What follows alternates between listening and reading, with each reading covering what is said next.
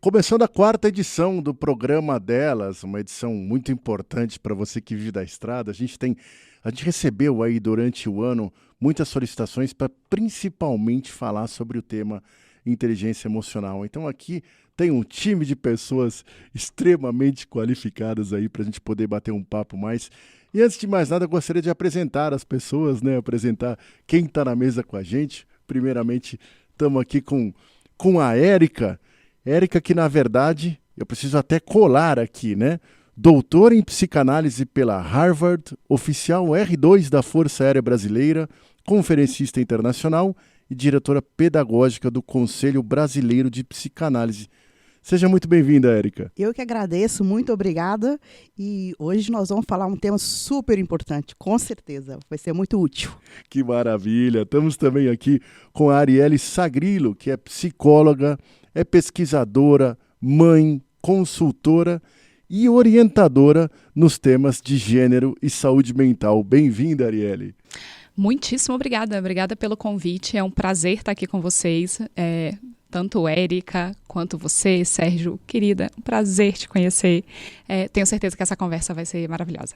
Que maravilha. E estamos aqui também com a Sandra Vereda de Araújo, que é motorista profissional de caminhões e ônibus, né? Atualmente trabalha na área de eventos da Mercedes-Benz, mas tem aí uma longa caminhada, né, Sandra, no sentido de já ter tido a experiência de dirigir ônibus urbano, né? Que coisa incrível, né? E também caminhões. Seja muito bem-vinda a essa conversa. Sim, para mim é um imenso prazer estar aqui participando desse bate-papo e espero colocar aqui todas as minhas experiências, né? Como também espero dar continuidade a todo um processo que a gente já vem fazendo sobre o tema mulheres. Que maravilha! E nós temos aqui a presença online, a presença remota de Ebro Semizer, que é gerente sênior de pós-vendas da Mercedes-Benz Caminhões e, acima disso, a idealizadora, né, Ebro? Idealizadora do movimento A Voz Delas aí. Seja muito bem-vinda a essa conversa também. Obrigada, Sérgio. Obrigada. Obrigada também, né, todos vocês participando desse bate-papo. Eu realmente não vejo a hora de a gente começar a conversar sobre o assunto que foi tanto pedido, né, por todas as mulheres que estão nos acompanhando. Então, tenho certeza que o conteúdo que a gente vai produzir aqui hoje vai estar muito, muito útil para muitas mulheres. Tenho certeza disso. Você sabe, Ebro, a primeira dúvida, né? A pergunta é: por que o tema, né? Por que este tema de inteligência emocional foi escolhido? Então, Sérgio, você sabe muito bem, né? A gente fez já muita coisa junto, o Movimento A Voz Delas, a gente está conduzindo sempre em conjunto. E como movimento, assim como a Mercedes, a gente sempre fala, né? Ouvimos todas as vozes, ouvimos as estradas. E nesse sentido, nesses podcasts também, a gente procurou fazer a mesma coisa. Então, a gente, antes de produzir ou planejar os nossos conteúdos, nós fizemos uma pesquisa com todas as meninas que estão nos acompanhando. E a gente queria entender muito quais são as principais dificuldades delas que estão vivendo do transporte, né, seja de carga ou passageiro, estão sempre nas estradas. E esse tema que a gente vai falar hoje, né, apareceu muitas vezes. Eu acredito que o tema é muito importante, pois a gente sabe que a vida na estrada não é fácil, né? Tem muitas situações de estresse, de insegurança, de preconceito, enfim, assédio e várias outras situações que são bem frequentes. E, assim, eu estou muito feliz de poder contribuir com o tema. A gente tem aqui hoje, né, as pessoas, realmente as profissionais que sabem muito falar, nos orientar. Então, por isso acho que vai ser uma coisa muito, muito útil para todo mundo que está nos acompanhando. Acho que esse é o ponto principal, né, Ebro? É a questão de realmente construir conteúdos e dividir conhecimentos mesmo, né, para as mulheres que estão aí, independente do setor do transporte, seja passageiros ou até rodoviários. Você sabe, né, na verdade, uma dúvida que eu acredito que talvez algumas pessoas tenham é entender exatamente, porque muita gente hoje fala de inteligência emocional, né? Mas inteligência emocional, saúde mental, tem vários nomes, né? Então, a primeira pergunta que eu gostaria de fazer, primeiramente para escutar a Érica e em seguida a Arielle, é o que é inteligência emocional? Vamos partir do princípio, o conceito básico. O que são emoções? Né? As emoções, assim que a gente nasce, ou antes mesmo da gente nascer, a gente já lida com elas. Então, assim, elas já fazem parte da nossa vida sem pedir permissão, né? Então, se nós não conseguimos lidar com elas, elas tornam a nossa vida um caos. Eu estou triste, não sei por que eu estou triste. Aí, na tristeza, me desencadeia várias coisas. Eu estou com raiva, não identifico a raiva, não sei identificar. Aí, me desencadeia várias coisas, inclusive doenças, né, físicas, de dores, de sintomas psicossomáticos que, se a gente não sabe lidar com as nossas emoções, vai ocasionar. Então, quando a gente parte desse princípio, a gente consegue enxergar melhor o quanto as emoções elas se fazem presentes no nosso cotidiano e o quanto nós precisamos conhecê-las para nós sabermos realmente lidar com elas da melhor forma possível, para que nós não deixemos, né, que essas emoções, principalmente as negativas, nos desestabilize, nos tire do eixo, e como que nós podemos inverter essas emoções negativas em positivas, nos fortalecer, é onde entra a resiliência, que eu tanto, né, que é meu carro-chefe aí de pesquisa de doutorado. Então, quando a gente entende isso, a gente começa a aceitar que nós somos seres humanos, nós somos falhos, nós sentimos, mesmo que nós não queiramos, e está tudo certo, está tudo bem. Mas o importante é, dentro do caos, dentro daquele sentimento, onde eu cresço com ele, onde ele está me tirando a minha energia, e o que eu posso fazer para que eu literalmente consiga sobressair sobre ele e crescer, né? Crescer espiritualmente, crescer como pessoa, como mulher. Aí que eu acho que é o ponto-chave da questão para a gente entender o quanto é importante esse tema. Legal, obrigado, Érica. Arielle, por favor. Claro, acho que eu vou pegar um pouco nisso que a Érica comentou, e explorar um pouquinho que a gente parte de uma ideia, né, ou parte do princípio de que a gente tem algumas emoções, que são emoções básicas, alegria, tristeza, raiva, nojo, e que essas emoções são as que garantiram, inclusive, que a gente conseguisse sobreviver. Uma emoção, por exemplo, como nojo, é uma emoção que mostra pra gente assim, tem alguma coisa errada aqui, e que gera uma reação, por exemplo, de afastamento. Então, eu me afasto porque eu senti na evolução da espécie que aquilo era uma coisa perigosa. E aí a gente foi aprendendo, pelo processo de socialização mesmo, de cultura, que algumas emoções elas são negativas e que outras emoções elas são positivas. E aí a gente precisa, nesse processo, ou foi precisando também aprender, quais são as funções de cada uma dessas emoções. Vou trazer um exemplo aqui, pensando no que a Érica estava falando. Eu trabalho na clínica muito com mulheres que foram vítimas de violência. Então, de qualquer violência, de assédio, né, de violência doméstica, etc. E aí eu brinco com elas na clínica que a gente primeiro precisa aprender a nomear as emoções, o que é que eu estou sentindo. Segundo, depois que eu aprendi a nomear, eu preciso entender qual é a função daquela emoção naquele momento. Porque, às vezes, uma raiva bem canalizada, ela é ótima para gerar uma transformação. Num caso de assédio, por exemplo, eu prefiro uma mulher que num primeiro momento esteja com raiva e canalize isso num processo de eu vou procurar ajuda, eu vou abrir um processo, eu vou falar com a minha terapeuta, do que uma mulher que está com um sentimento completamente dopada de um sentimento de culpa, ou de vergonha, ou de medo, que vai fazer com que ela se paralise. Então, toda emoção ela tem uma função. A gente só precisa entender que função é essa, como que eu faço uso dessa função em benefício próprio, para o meu crescimento emocional, e aí entra o que a gente está chamando de inteligência emocional, que é essa capacidade de perceber qual é a emoção que eu estou sentindo, de nomear e de fazer uso dela de maneira que seja assertiva, que seja positiva, que seja benéfica, né? É essa capacidade de perceber, por exemplo, quando eu olho para você, se você está assim, com uma cara meio estranha, eu vou falar assim, tem alguma coisa acontecendo. O que é que está acontecendo? Ou se eu vejo alguém muito sorridente, muito receptivo, eu vou partir do princípio de que essa pessoa está alegre, de que ela não está com raiva de mim, por exemplo. Então, inteligência emocional é aprender a navegar por essas emoções, nomeando elas e fazendo uso de maneira adequada, dependendo do contexto em que a gente está inserido. No trabalho, em casa, com filhos, quando eu estou lidando com um cliente, a gente vai navegando e fazendo essas adaptações que são necessárias. Poxa, que bacana. Você só quer aproveitar aqui e perguntar, né, para Sandra que, poxa, viveu esse mundo dos transportes aí das formas mais distintas possíveis, né, Sandra? E eu queria, assim, né, que você pudesse trazer alguns exemplos, na verdade, né, de momentos que você falou, puxa, eu realmente, em algumas situações, eu tive que usar a minha inteligência emocional para lidar com tal situação. Se pudesse trazer aqui para a conversa alguns exemplos práticos. Tá, lidando com emoções, na fala que me antecedeu agora, eu ouvi falar que gera reações, ações, reações. A gente vê hoje na cultura machismo, preconceito.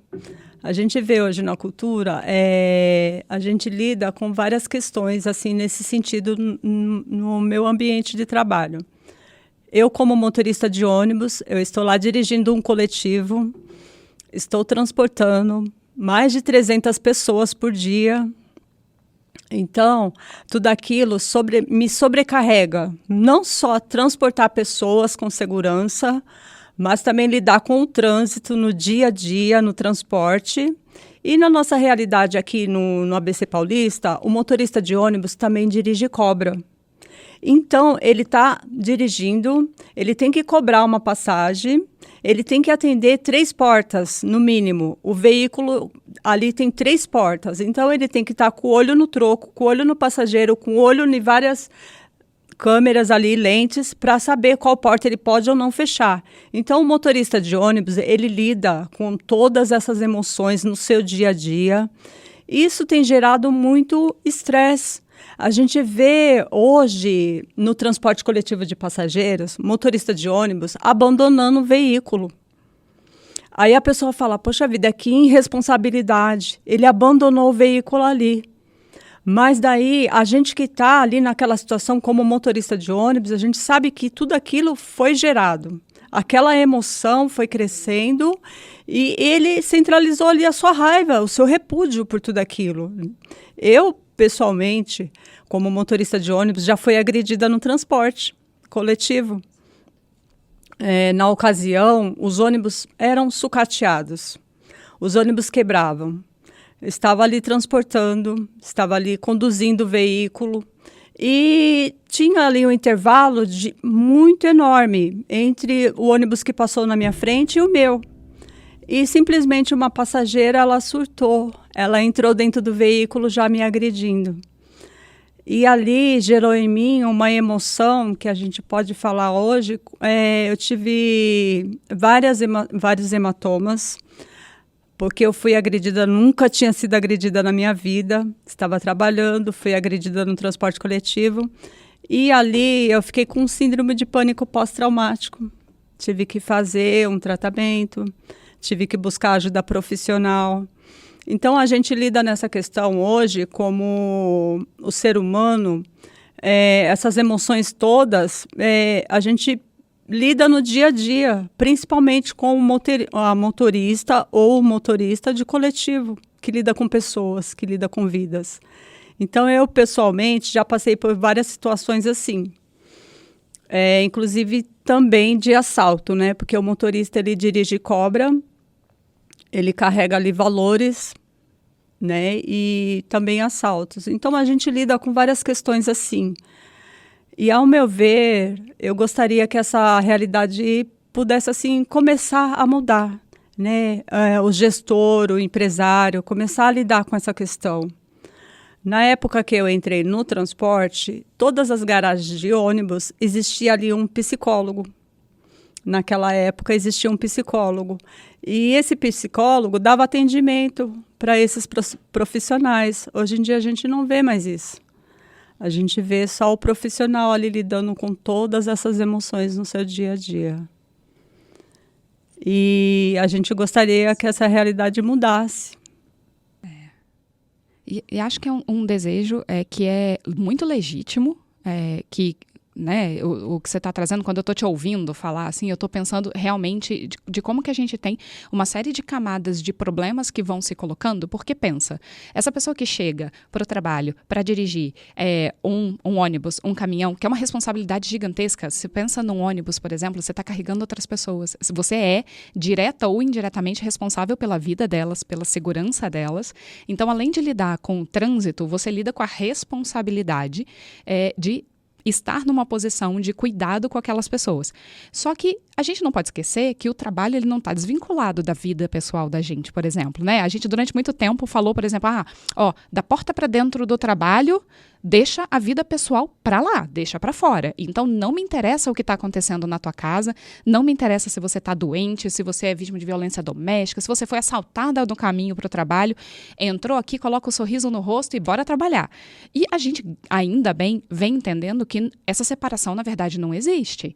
Somos seres integrais. O nosso trabalho é parte de quem a gente é.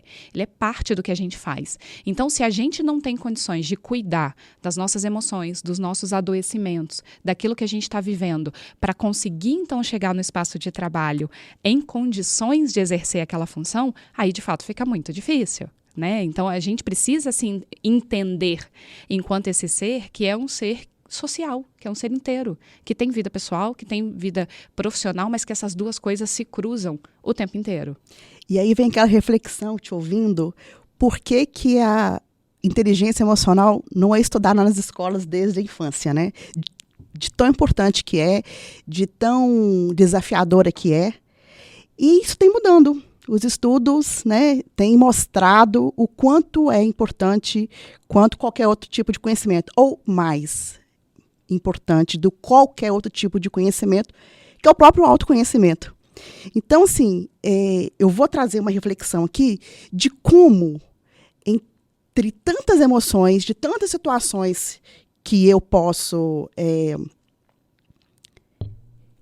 enfrentar, como que eu lido com essas emoções?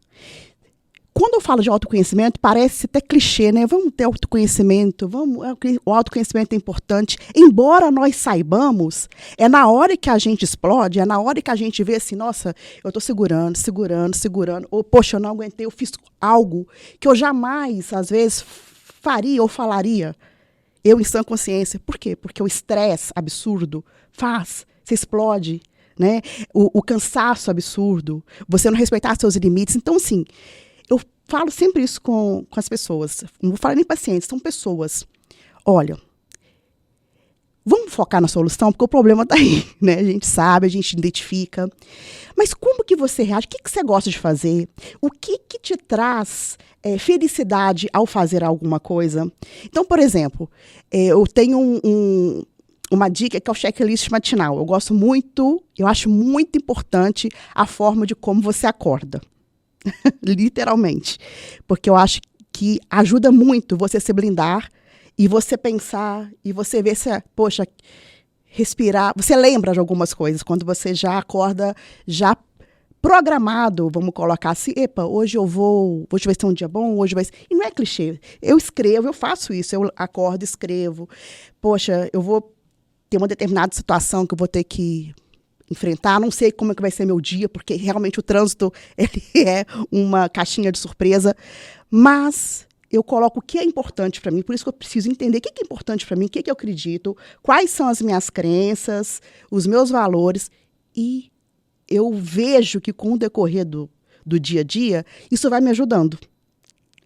Então, assim, o que você gosta que você está deixando de fazer, porque quando a gente está muito estressado, ou quando a gente está literalmente assim, já trabalhando, a gente já sai de casa cansado, né?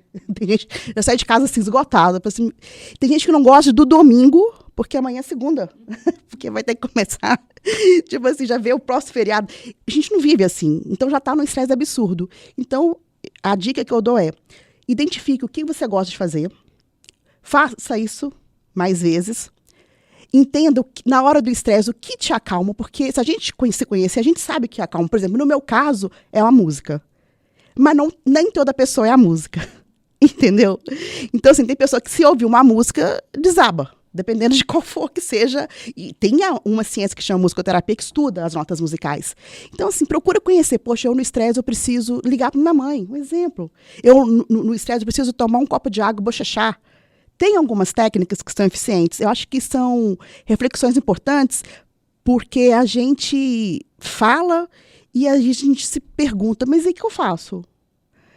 Porque nós somos diferentes, nós reagimos diferentes. Não tem uma receita, né, básica, olha, você faz assim, assim. Não. Parte sempre do princípio como você se entende, como você reage às emoções, o que você gosta de fazer, sempre parte de você. Por isso que a terapia ela é muito importante, esse guiar, né, do profissional. Porque ele é um guiar que ele consegue fazer coletivo e ele consegue trazer para a pessoa aquela reflexão, epa, o que eu posso fazer? Porque a música serve para ela, mas para mim já não serve. A água serve para ele, para mim essa técnica não serve. Mas vai servir uma. E descobrir qual é ela. Já ajuda muito.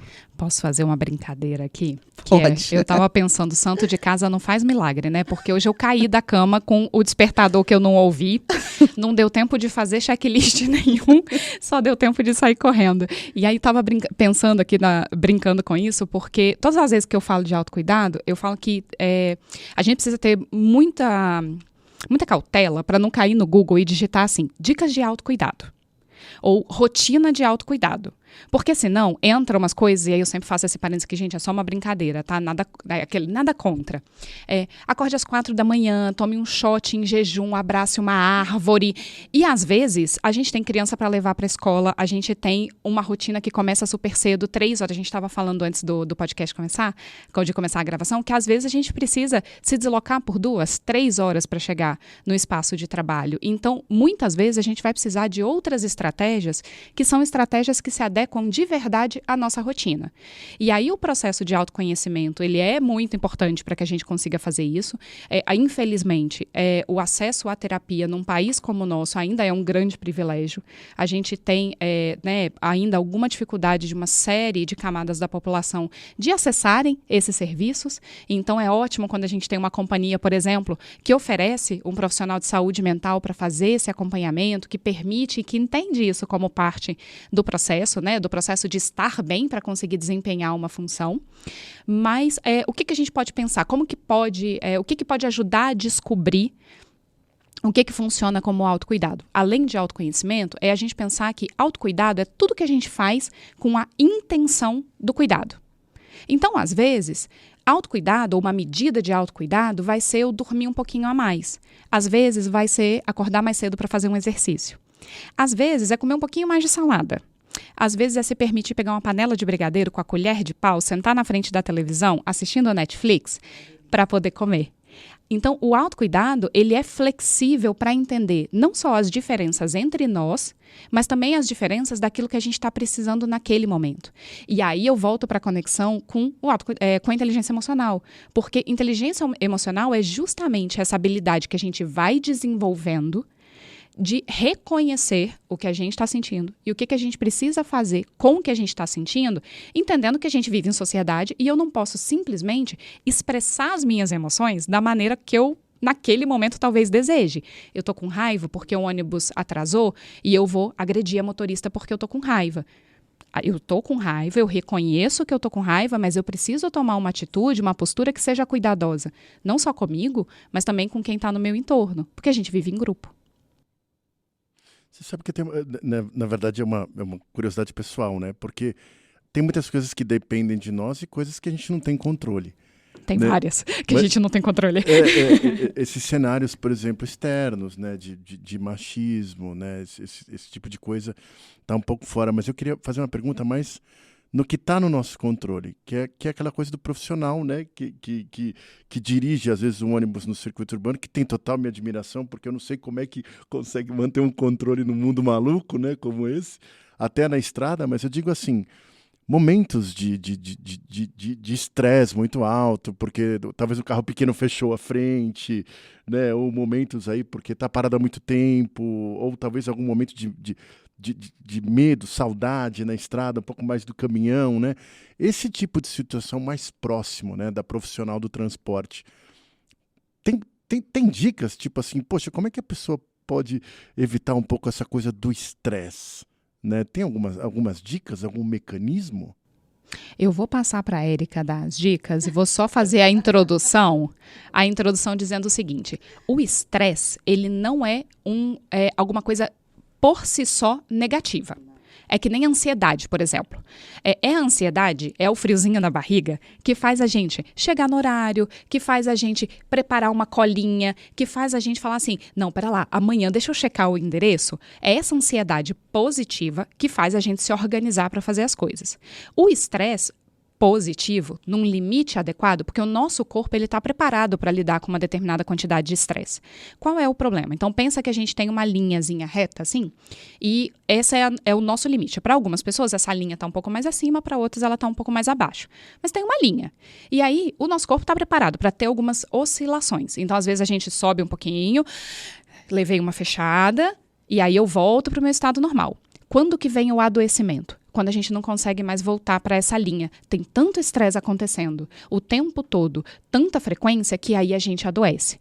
E aí, o que a gente pode fazer? A gente pode pensar em coisas preventivas. Então, como que eu posso prevenir para que eu não consiga me regular de novo? Então, assim, desregulei total, estou muito estressado, estafei.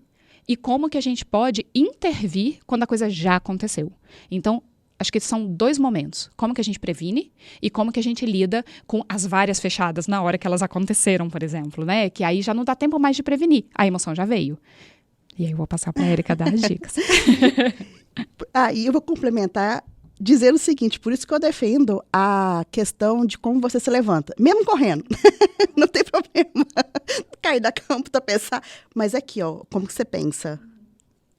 Às vezes, eu falo assim, gente, a gente tem uma vida tão atribulada que só o fato de você escrever e colocar na porta da geladeira, é a geladeira que você abre todo dia de manhã para tomar uma água, então vai estar escrito. Só do cérebro ler, ver, você falar, poxa, é uma prevenção.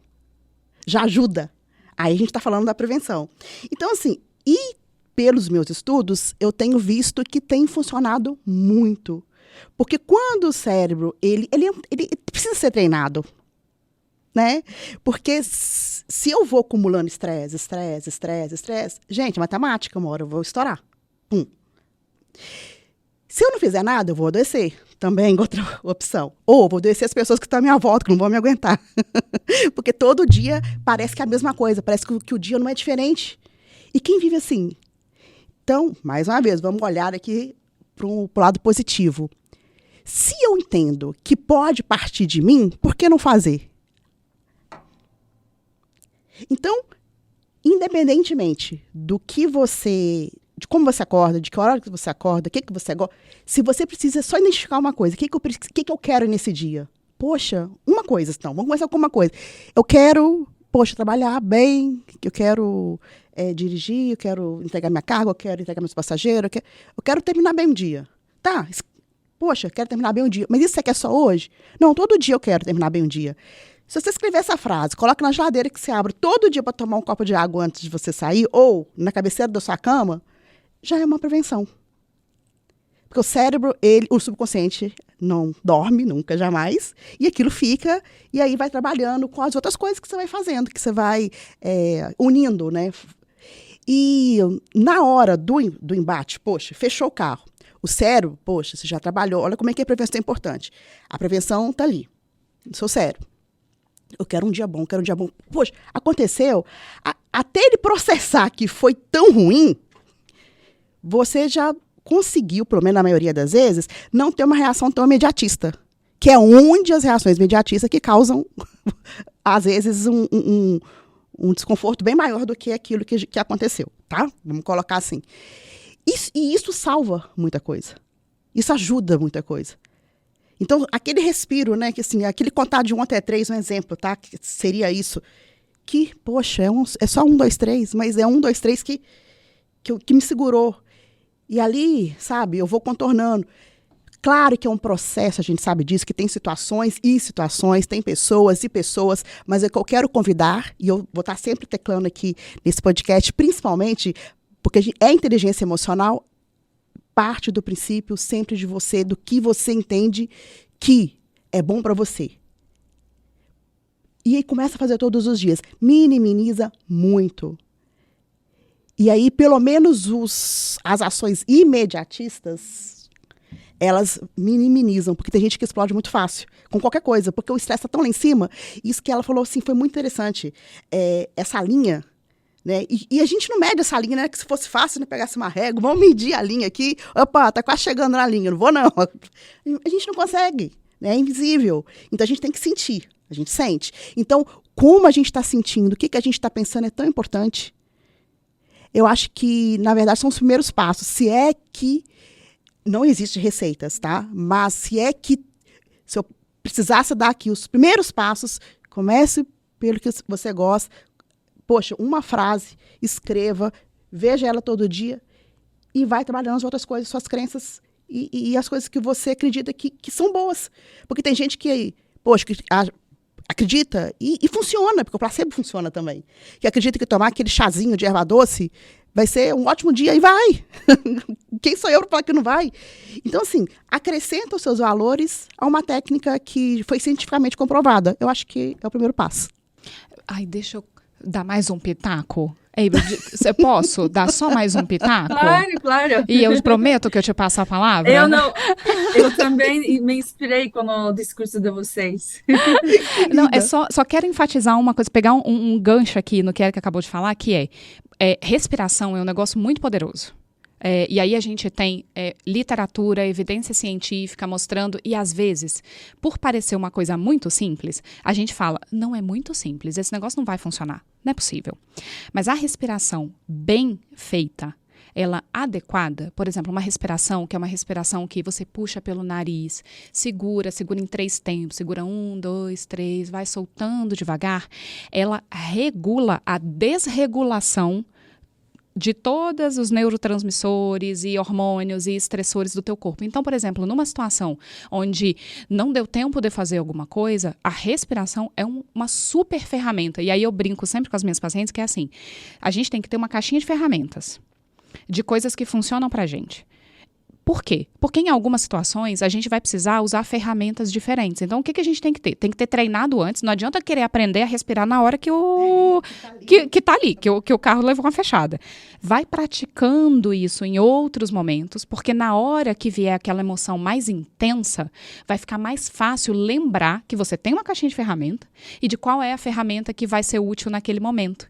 E aí a respiração vem automático. Para vocês terem ideia, se a gente quiser simular um episódio de pânico, e aí, Sandra, você já viveu essa experiência, você sabe o quão desconfortável a gente consegue fazer a pessoa entrar num estado de desregulação parecida com um pânico só da gente respirar errado com ela, por 1 minuto.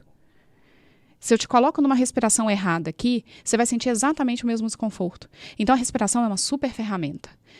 Pensando aí que a gente, idealmente, teria algumas outras para variar dentro dessa caixinha. Mas, Ebru, pronto. Terminei. Não, é que eu me inspirei com as dicas de vocês e eu estava pensando que se a gente pudesse colocar no nosso caminhão, né, no painel, na hora que a motorista liga, a mensagem que ela quisesse para o dia dela, né? Sim. Imagina, Sérgio, como seria se a gente pudesse colocar isso, tipo, porque eles não vão abrir geladeira, né? Ele acordou dentro da cabine, por exemplo, aí ele ligou o caminhão e já está vendo ali a mensagem. Hoje o meu dia vai ser muito bom, vou terminar o dia bem. Ou aquela mensagenzinha do lembra de respirar, né? E aí tem... a sua dica ali, né? E tem uma coisa também que eu usava muito, quando ainda morava no Espírito Santo, e ficava muito tempo no trânsito me deslocando entre faculdades que eu dava aula, eu fazia meditação guiada, e aí, óbvio, atentos, de olho aberto, por favor, porque senão a gente imagina que a meditação é sentar de perninha cruzada, fechar os olhos, segurar a mãozinha e respirar. A gente pode fazer o que a gente chama de mindfulness, né? Que é um exercício de meditação que você consegue fazer, inclusive, quando você está dirigindo. O que significa? Significa que você está completamente atento e presente naquele momento, prestando atenção na sua respiração, prestando atenção em como você está se sentindo. E às vezes eu ficava 1 hora e meia no trânsito e aquilo era um super recurso para mim, para eu me blindar um pouco, usando o próprio termo que a Erika usou, para me blindar um pouco daqueles estressores que estavam do lado de fora eu sabia que eu ia ter que ficar aquele tempo no trânsito. Então, a ideia é como que eu torno esse trajeto um trajeto que seja, se não der para ser muito agradável, pelo menos menos desagradável, para a gente conseguir chegar no nosso destino, num estado de humor e de percepção da gente, do ambiente, que seja mais agradável. Eu vou fazer um complemento. A gente está no bate-bola. Porque tá muito bom, porque a gente tá essa energia aqui. Fecha pro 10 a respiração com a água. Isso aqui, ó. Não é tomar, não.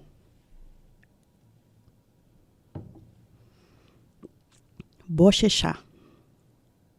Fecha pro 10. Se eu treino isso, tá? Então, na hora do... Eu faço isso. Eu bochecho. Eu vou trabalhando a respiração, que é um treino. Fecha pro 10. O que é fecha? Desculpa, o que é fecha e pro fecha 10? pro 10 é um termo militar, desculpa. Fecha pro 10 fica muito bom. Fica excelente, o cérebro agradece, a inteligência emocional também, e a gente vê que aquele imediatismo passou, né? E eu tive o controle, e eu consegui não baixar a linha. Fecha pro 10. Sérgio, eu estava aqui na dúvida também. Eu estava pensando assim, será que são 10 segundos bochechando? 10 bochechos? Você também foi no mesmo raciocínio? Tá bom. Obrigada por ter feito a pergunta. E o bochechar é curto, viu? É uma garrafinha de água que todo mundo tem, é fácil. E bochecha junto com a respiração. É isso. Mas é treino. É treino. O cérebro precisa reconhecer que na hora que você faz essa técnica é para segurar a onda. É para segurar o estresse. Pronto, onda também não é militar, onda é meu mesmo. Você sabe que a Ebro, na verdade, ela, além de idealizadora da Voz Delas, ela idealizou um caminhão feito para as mulheres. Não sei se vocês viram, não sei nem se está aqui, na verdade, aqui na Mercedes. Estão falando que está aqui, acho que vocês vão conhecer depois pessoalmente. Que é um caminhão que a Ebro idealizou, que tem tudo. Mas não vamos ficar fazendo propaganda do caminhão, porque dá para ser visto em evento, mas tem banheiro, tem penteadeira. E eu tenho certeza que a Ebro, o que ela comentou agora há pouco, né, Ebro, foi justamente, tá faltando algumas coisas nesse caminhão, né? Sim, com certeza. Estou me inspirando aqui. Essa coisa das mensagens, essa coisa da psicologia, puxa, tá sendo tão interessante, né? Que legal. A gente vai ver, né? Eu espero, por favor.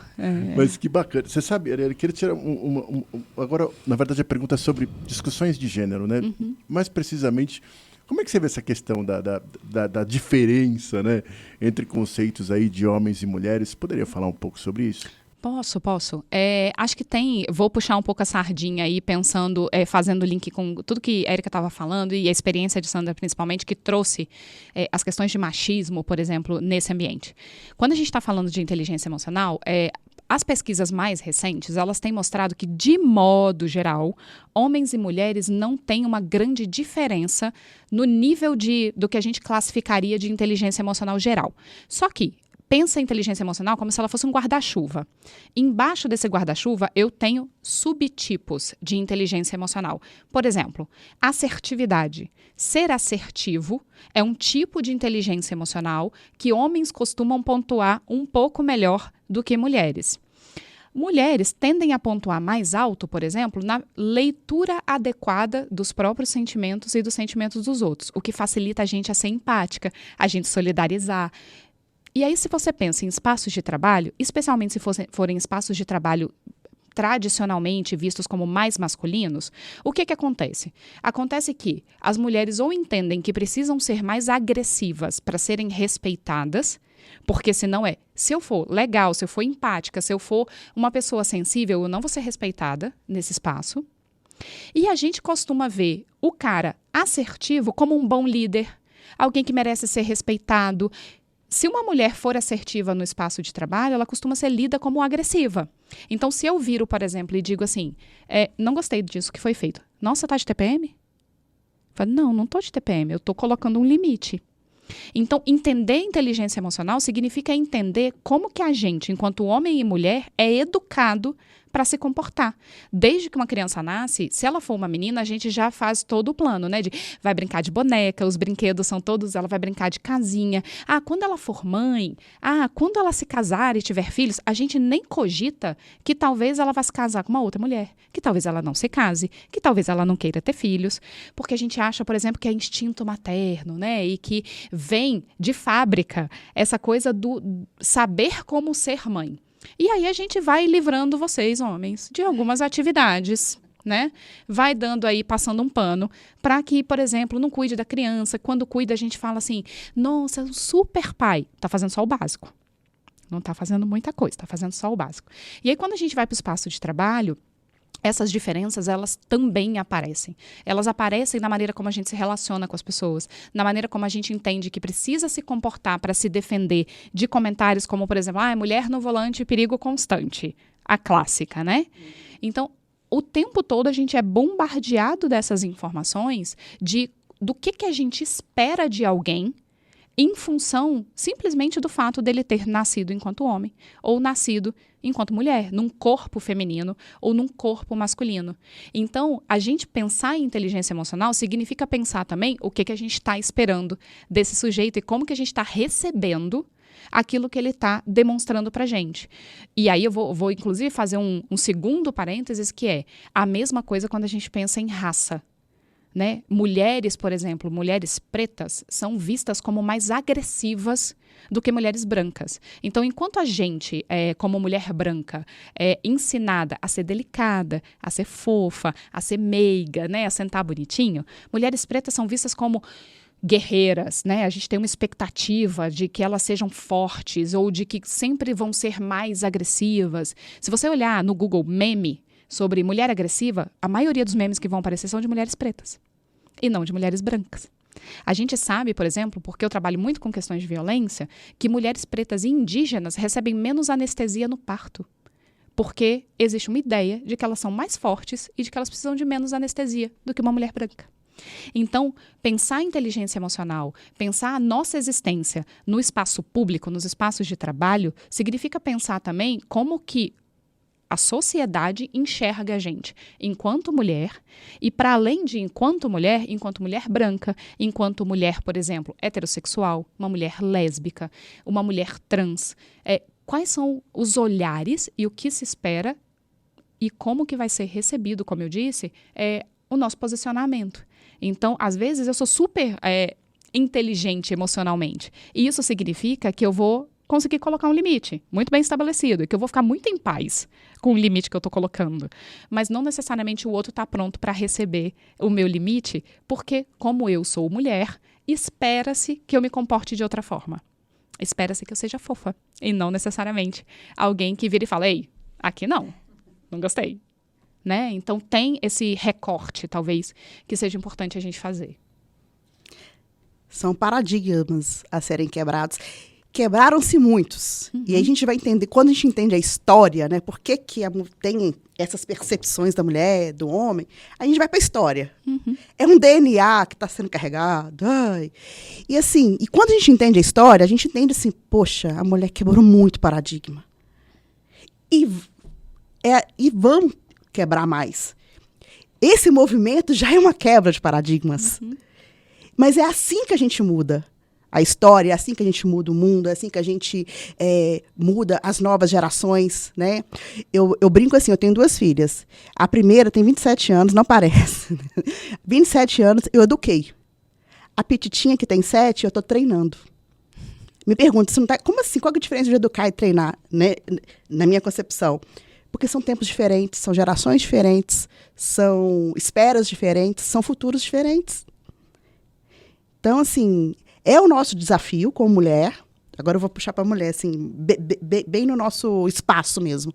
É um desafio muito grande, de quebra de paradigmas, mas a gente conseguiu muito, e a gente vai conseguir mais, e a gente está servindo de exemplo. E aí a gente está mudando a história. Poxa, participar disso não tem preço. Você sabe, Sandra, eu fiquei curioso para saber, você teve na sua... Ebro? Chegando um pouco atrasado, né? Eu ia só comentar, Sérgio, que eu estou na indústria automobilística, né, há 16 anos. E, assim, realmente tem mais homem do que mulher. Mas uma coisa, eu acho que aí também a gente volta sempre nessa questão, depende muito da gente, como a gente tá vivendo esse ambiente, como a gente está reagindo, né, no que a gente está sentindo. É, eu acho que as mulheres que estão nas estradas, obviamente, também estão vivendo muito mais num ambiente mais masculino, né? Mas eu, por exemplo, o que que eu faço muito, que eu acho que me ajuda bastante, eu nunca penso que eu sou mulher e ele é homem, ou eu, se eu estivesse na estrada, ou fazendo alguma coisa que é historicamente, tradicionalmente mais masculino, eu não me fragilizo porque eu sou mulher, né? Se eu estou sentindo a dificuldade, eu estou sentindo como pessoa, porque eu não sei fazer ou realmente não tenho força para fazer. Mas eu não relaciono isso porque eu sou mulher e você é homem, sabe? Acho que essa aqui principalmente no ambiente de trabalho, acho que é importante a gente viver quem a gente é. Eu também não escondo os meus sentimentos. Obviamente, tem que ser profissional, tem que ser politicamente correto, tem que ser várias coisas, mas isso também não é porque sou mulher e ele é homem, né? Então, eu acho que depende muito de como a gente vê essa situação e como se posiciona. Então, quando alguém fala, por exemplo, né, a Sandra deu o exemplo de, você está no TPM, essas coisas acontecem muito, porque acho que é meio que mais fácil, né? Achar que a pessoa está vulnerável, estou reagindo em alguma situação porque tem outras coisas atrás do sexo, né? Então, eu acho que isso me ajudou bastante e com o tempo, agora 16 anos, eu consegui construir isso também com as pessoas que trabalham comigo e com os meus chefes superiores, todo mundo meio que a gente criou esse ambiente, sabe? Então, se a gente começa a ver dessa forma, as pessoas que convivem com a gente, aí vamos dar exemplo das mulheres que estão nas estradas, os fornecedores, os clientes, enfim, com quem elas estão trabalhando, também vão perceber isso com o tempo. E isso, eu acho que, com todas as iniciativas que nós estamos fazendo aqui, né, já é alguma coisa que vai melhorar a vida de algumas mulheres, ou a percepção de algumas mulheres. Então, com o tempo, eu acredito muito que vai melhorar cada vez mais. Vou pegar uma frase dela maravilhosa, que é como eu me vejo. Falou tudo, como eu me vejo. E aí, como eu me vejo, né? E ela falou outra coisa muito importante também, que tem situações e emoções que são inerentes ao ser humano, não é questão de gênero, né? E aí fica mais fácil, porque a mulher, como ela falou o exemplo, tá com TPM. Mas se eu tô bem comigo, eu não recebo isso. Interessantíssimo isso também. Eu acredito muito que quando você se conhece, você vai treinando sua mente, você vai se blindando nesse ponto também de, poxa, eu também sou de um sistema super machista. São pouquíssimas oficiais. E você, quando aprende a dominar as suas reações do que o outro fala, você segue. Você faz o que tem que ser feito. Você sabe que você é boa naquilo, você sabe que você gosta de fazer aquilo, você gosta de dirigir, você gosta da estrada, você sabe fazer, e você é exemplo. E aí, vai fazendo as outras técnicas para o estresse e bola para frente. Interessante você ter comentado, né, Érica, porque você tem essa caminhada, acho que do militar, se puder, né, é meio que assim, meio que próximo do transporte, porque é um ambiente realmente onde está sendo mais difícil para a mulher, eu acho, sabe? Está começando agora essa coisa, né? Demorou um pouco mais do que um ambiente, às vezes, né, empresarial, né? Que acho que são ambientes mais marcados mesmo, como sendo uma coisa mais do homem, né, ou não? Sim, os ambientes tidos como dos homens. Então, as primeiras foram chegando, foram mostrando serviço, foram mostrando competência e foram o quê? Hostilizadas. Não, mulher fazendo o que a gente faz, como assim? Calma. Tem coisas que são do ser humano, não é questão de força, é questão daqui. Força, o homem mais forte, tá? Isso é físico. Mulher mais mãezona também é uma probabilidade, né? É mais explicável. Agora, num ambiente masculino, machista, a gente vai quebrando paradigmas todos os dias. Só que a gente vai abrindo portas. A gente vai abrindo portas, a gente vai abrindo portas. E a gente vai vendo que vão ter pessoas e homens, vou colocar homens, que vão te ver, sim, e vão te respeitar. E vão falar, poxa, olha que bacana. Ela se valoriza, ela é o que ela é, e faz, e vai. E aqueles outros, por quê? Porque são pessoas. Aí eu não falo nem de gênero, eu falo de pessoas pobres de espírito, pessoas que não cresceram mentalmente, emocionalmente, que têm vários traumas. Aí a gente engloba um montão de situações. Mas como eu me vejo, eu me blindo também. Isso é muito importante. Isso faz toda a diferença. E aí eu te entendo muito quando, principalmente, eu tenho certeza que você foi muito testada, porque a gente é muito testada, quando a gente entra num ambiente, até a gente conseguir ali, né? Epa, eu tô aqui porque eu mereço, porque eu sei fazer, e eu gosto, e eu quero estar aqui, que é muito importante isso. Mas a gente sabe também que a gente abre porta para as outras pessoas, e a gente sabe também que faz parte do nosso ofício. Toda escolha, independentemente de campo machista ou não, ela tem consequências. No nosso caso, que é um campo que está sendo quebrado aí, que tem muitas mulheres, poxa, já há bastante tempo, que estão vindo falar, que a gente nem conhecia, né? A internet abriu esse mundo, poxa, tem mulheres assim, poxa, cara, nossa, você fica assim com a história assim da mulher é mãe, mulher... Que mulher? Às vezes eu fico assim, eu quero conhecer essa mulher. Que mulher é essa? Sabe? Que pega estrada, que aguenta dirigir, sei lá, 12 horas, 18 horas e chega e tá maquiada. Acho lindo isso. Eu acho que a mulher nunca pode perder, sabe, a sua autoestima. A gente gosta de estar maquiada, a gente gosta de estar com uma unha feita. Isso é da gente e tem que estar, sabe? E eu acho muito bonito isso quando você reconhece a sua posição, seu posicionamento e segue firme, mesmo com tantos paradigmas a serem quebrados. Faz parte do ofício. Teve muitas situações, Sandra, de assédio, de machismo? Passou muito por isso? Preconceito? Bom, é um mundo machista ainda, né? A gente vê que as mulheres estão mudando esse quadro, está mudando toda essa história. Só que é um mundo ainda muito machista. Assim como também na carreira militar, é um mundo machista, que as mulheres têm sofrido também lá. Nesse último evento que nós estivemos, foi a EBOM, de bombeiras militares, e lá a gente ouviu vários relatos, né, sobre esse tema, nesse assunto. E como motorista, tanto no ônibus quanto também no caminhão, a gente sofre também muito com esse machismo, com esse preconceito.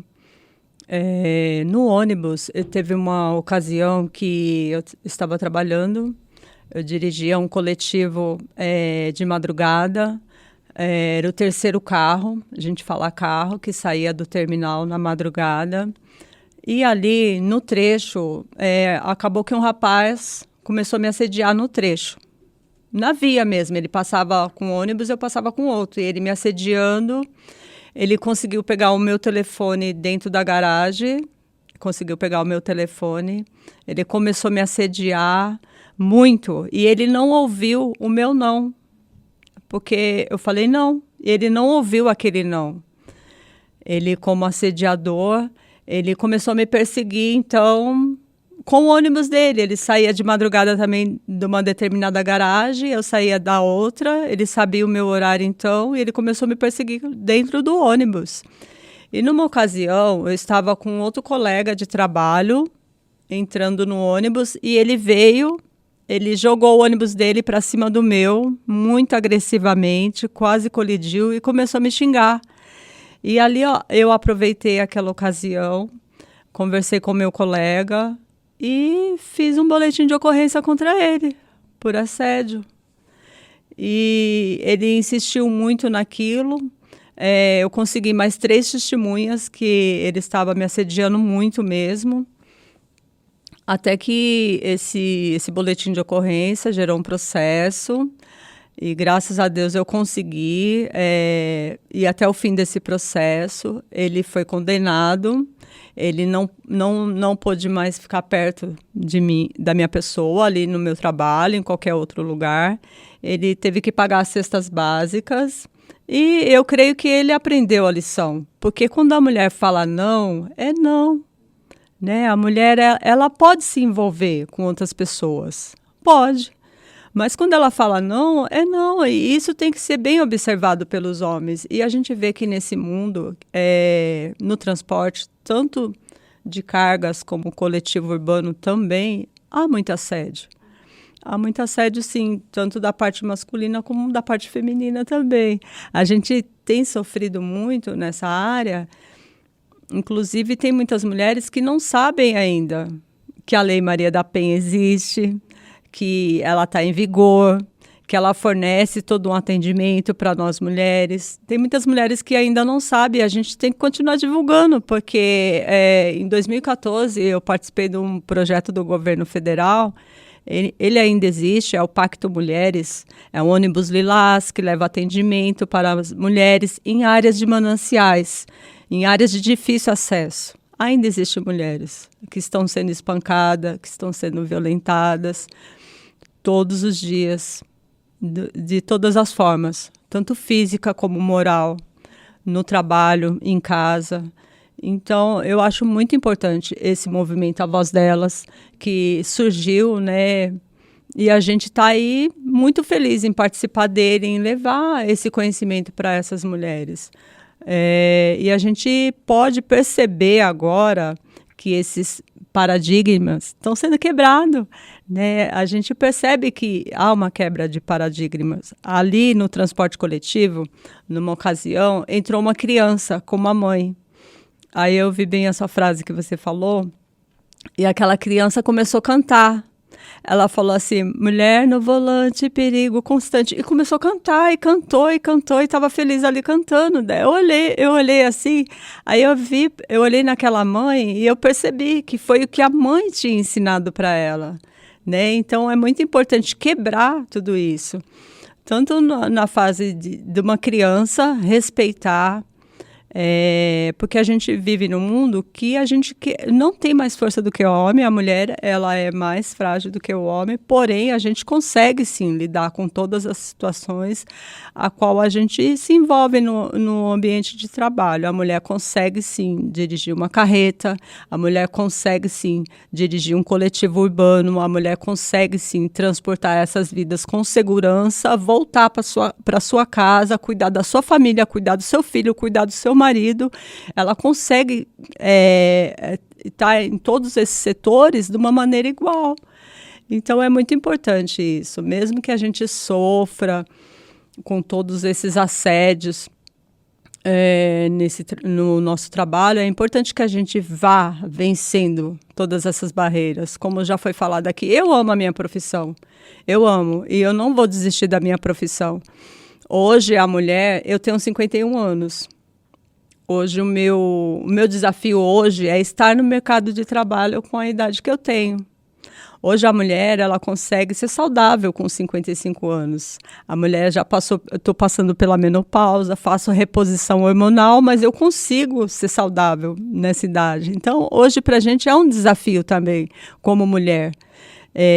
A mulher, ela, com 51 anos, ela já teve filhos, eu já sou vó, né? Já estou nesse processo de ser avó. E aí a gente quer continuar no mercado de trabalho, a gente quer continuar lidando com a nossa profissão no dia a dia.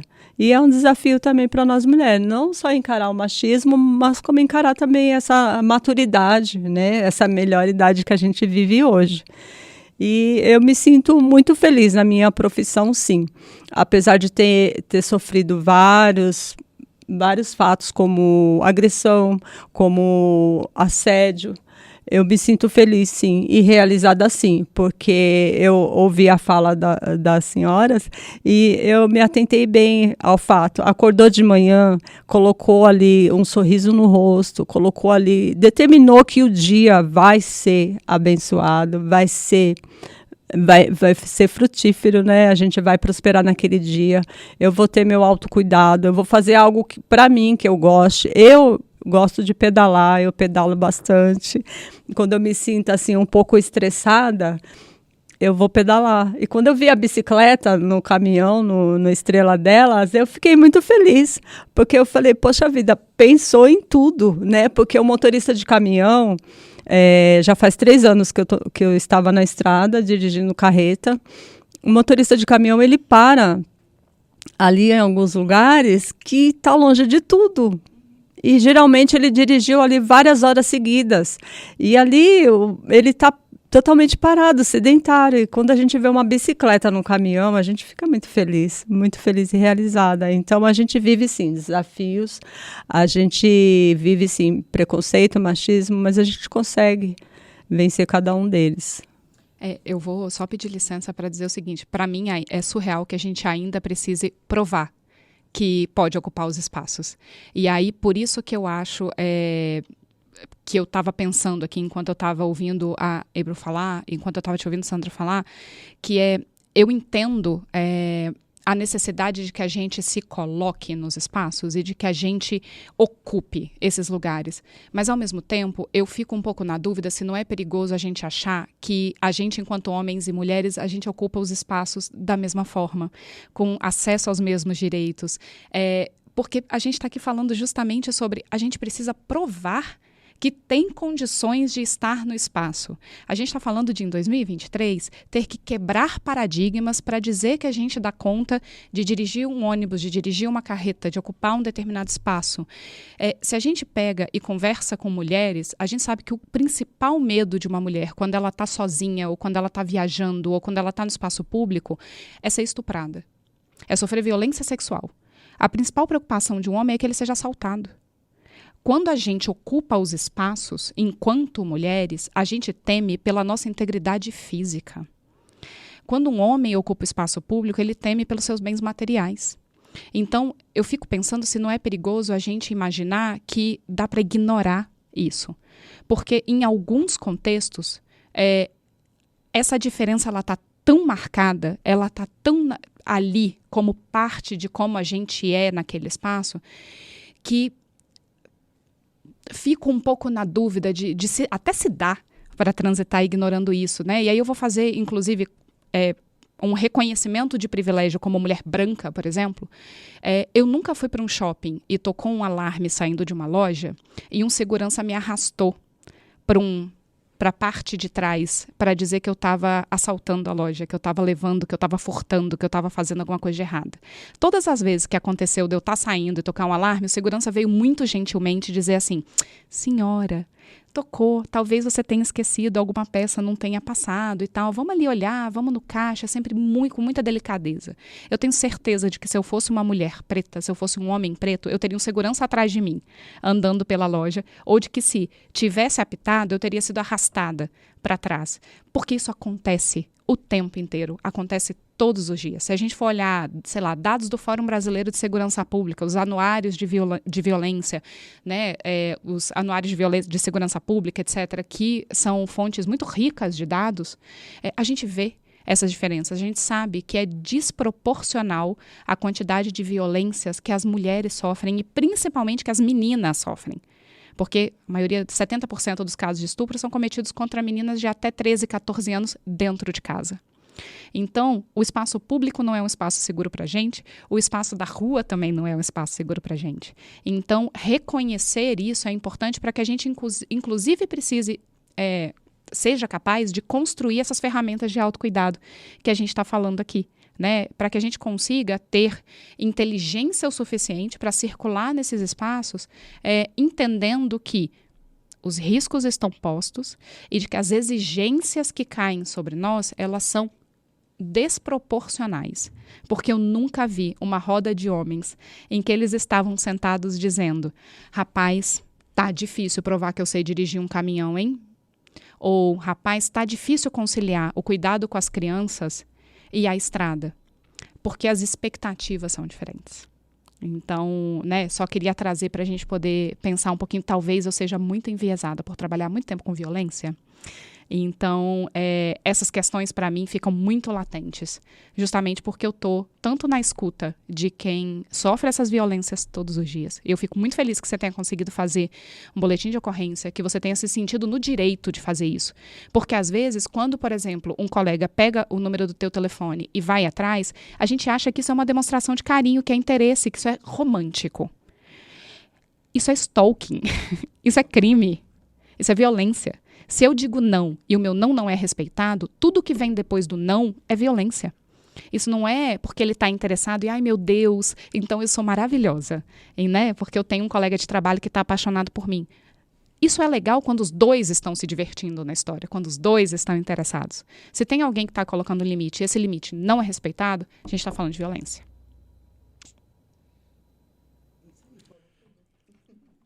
É isso aí. Na verdade, nós estamos nos aproximando, né, de uma hora de conversa muito rica, né? Eu gostaria demais de agradecer aí a presença de todas, né? Gostaria de convidar para a gente fazer aí, acho que as reflexões finais, né? Acho que nesse olhar de tudo que nós falamos aqui, sob um olhar de quem está nos assistindo, né? Acho que um pouco das reflexões, importantíssimo depoimento da Arielle, mas acho que assim... O que efetivamente a gente pode deixar para a mulher que está nos assistindo aí de aplicabilidade, de como absorver isso, de como transformar, né, algumas atitudes, de mudar cuidados. E eu gostaria de começar aí, primeiro pela Érica, por favor. Já que a gente está findando o nosso bate-papo, parabenizar a sua história. Você está aqui representando esse campo e trouxe algumas coisas que eu sei muito bem o que você passou. Mas eu quero dizer o seguinte, vamos lá, resiliência, porque eu sempre convido para um olhar positivo, eu sempre convido para uma reflexão onde a gente possa sair daquele caos e trazer sempre para uma solução, porque isso é vida. E a gente precisa viver, a gente precisa cuidar dos nossos filhos, a gente precisa se cuidar, a gente precisa se amar, uma série de questões. Então, assim, eu vou deixar mais uma mensagem. Não esqueça de quem você é. Se olha no espelho e tem orgulho da sua história, de tudo que você passou, mesmo que tenha sido muita coisa ruim, passou. Você está viva, faça valer a pena seu dia. Essa mensagem do caminhão vai dar certo, viu? É muito poderosa quando a gente escolhe, né, aquilo que motiva a gente. Sabe? É como se fosse o nosso combustível. O caminhão tem o combustível dele, a gente também tem o nosso. E ali, dar aquele combustível ali matinal faz uma diferença grande, porque nós mulheres, temos o nosso emocional muito mais abrangente, tá? Isso é nosso DNA. Porque até a nossa visão ela é diferente, a nossa visão é panorâmica. A gente consegue ouvir, a gente consegue falar, a gente consegue ler, a gente consegue mexer na bolsa, a gente consegue. Então, assim, respeita a sua história, veja o que precisa ser, poxa, se é um perdão, se é um auto-perdão, às vezes é um auto-perdão. Veja o que é preciso você fazer que está atrapalhando o seu dia a dia, né, para você fazer o que você escolheu da melhor forma possível e resiliência. Simples assim. Obrigado, Érica. Vamos lá. Como que eu traduzo em tudo isso que eu falei, que eu sempre meio que sou a porta-voz das más notícias, né? Eu venho com os dados ruins, mas acho que algo que para mim é muito importante e que talvez seja muito prático e que surte efeitos formem redes de mulheres. Conversem com outras mulheres, troquem sobre suas dificuldades, peçam ajuda. Não minimiza, não negligencia a importância do coletivo, daquilo que é coletivo, porque no fim a gente se sustenta. Especialmente nesses espaços, ou em espaços, que são espaços mais violentos. A gente, muitas vezes, é bombardeado por informações que são informações como amizade verdadeira entre mulher não existe, não. Mulher é tudo invejosa. Mulher está tudo querendo passar a perna uma na outra. Isso é uma grande mentira. Mulheres são e têm o potencial de ser amigas, parceiras, irmãs de sangue ou não, aliadas nessa luta para existir no mundo de uma maneira que seja mais saudável e mais segura.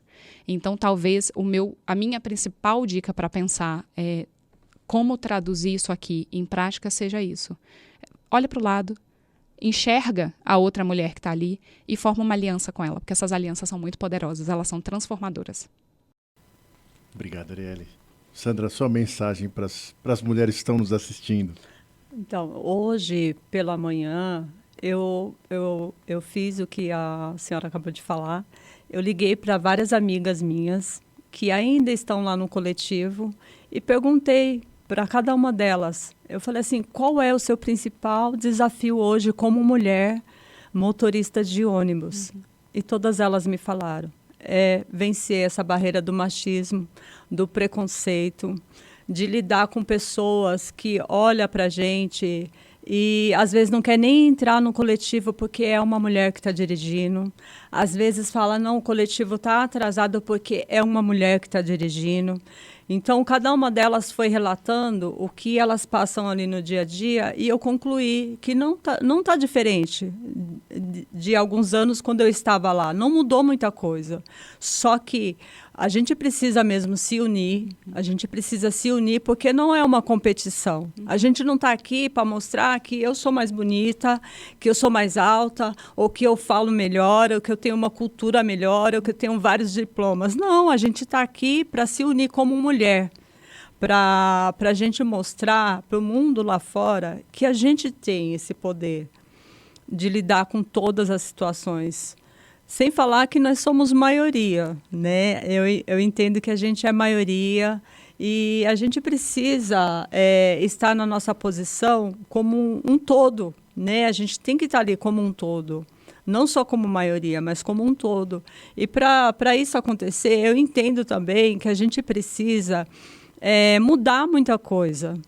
Dentro da minha casa, eu preciso educar o meu filho para que ele respeite as mulheres nos seus relacionamentos. Eu preciso educar o meu filho para que ele faça ali, ele lava uma louça, ele faça algumas coisas que antigamente, lá na minha época, só eu que tinha que fazer. Lá atrás, na minha época, eu tinha que fazer um curso de culinária, porque eu tinha que casar e tinha que alimentar o meu marido. Lá atrás, na minha época, eu tinha que fazer um curso de corte e costura, porque eu era responsável por manter a minha casa. Hoje não, hoje essa realidade mudou. Hoje a mulher, ela decide se ela quer ou não engravidar. Hoje a mulher, ela decide se ela quer ou não se relacionar. Antigamente a gente era obrigado a casar e se relacionar, hoje em dia não. Então a gente entende que muita coisa mudou. E eu tenho uma neta, ela tem 1 ano e meio, chama Clara. E eu quero que o mundo dela lá adiante seja bem melhor do que o meu foi hoje. Então, para isso acontecer, eu tenho que ir plantando a minha semente hoje. E eu entendo que é muito importante esse bate-papo que a gente teve aqui, porque eu percebi, e assim, tudo que as senhoras falaram, eu percebi que eu estou fazendo isso no meu dia a dia, só que agora eu vou aprimorar um pouco mais. Eu vou lidar com essas questões de uma maneira que me esclareceu, abriu ali a minha visão. Então, eu estou muito feliz em ter participado e vou levar comigo também esse encontro como experiência de vida. E eu estou muito feliz e agradeço cada uma de vocês também por ter me ouvido, a minha história, e agradeço por estar aqui também. Muito obrigado, Sandra. Ibro. Bom, eu também queria agradecer todos vocês, né, Érica, Arielle, Sandra. Eu acho que eu só posso dizer que eu estou saindo também dessa conversa muito inspirada, com um monte de dicas muito boas. Eu tenho certeza que quem está assistindo esse programa também vai melhorar alguma coisa na vida dele amanhã. E acho que muito importante, né, todos nós falamos aqui, é compartilhar com mais pessoas, né, aquelas dicas que a gente acha que está fazendo efeito na nossa vida, que está nos ajudando para lidar com alguma emoção. Eu queria falar que realmente o mundo de motorista, o mundo de caminhoneiro, o mundo de quem está na estrada, os desafios são diferentes, né? às vezes não ter um banheiro, assim, por exemplo, feminino na estrada, gera um estresse diferente, né? Às vezes são condições básicas que estão faltando, mas a gente sabe que tem outras mulheres que estão enfrentando mesmos problemas, então só compartilhando realmente como a gente lida com isso, quais são as soluções que a gente está achando, e cada vez mais acho que criar essa rede, né, que é igual a Arielle falou, acho que vai fazer muita diferença. Então, agradeço a todos vocês, muito obrigada por fazer parte do nosso movimento, né, A Voz Delas, e a gente vai continuar abordando os temas. Então, as mulheres que estão aí nas estradas, estão nos acompanhando, continuem falando para a gente aqueles pontos que vocês estão precisando de apoio, né, de suporte, de conversa, e a gente vai estar aqui ouvindo vocês. Obrigada. Muito obrigado, Ebro. Obrigado, Érica. Obrigado, Arielle. Obrigado, Sandra, aí pela importantíssima conversa. Queria convidar, se você que tá com a gente até agora, a entrar no site avozdelas.com.br, seguir nossas redes sociais, inclusive agora lá no site tem uma aba Eu Sou a Voz Delas, que é justamente para você se inscrever e receber diretamente conteúdos específicos para você. Muito obrigado e até a próxima.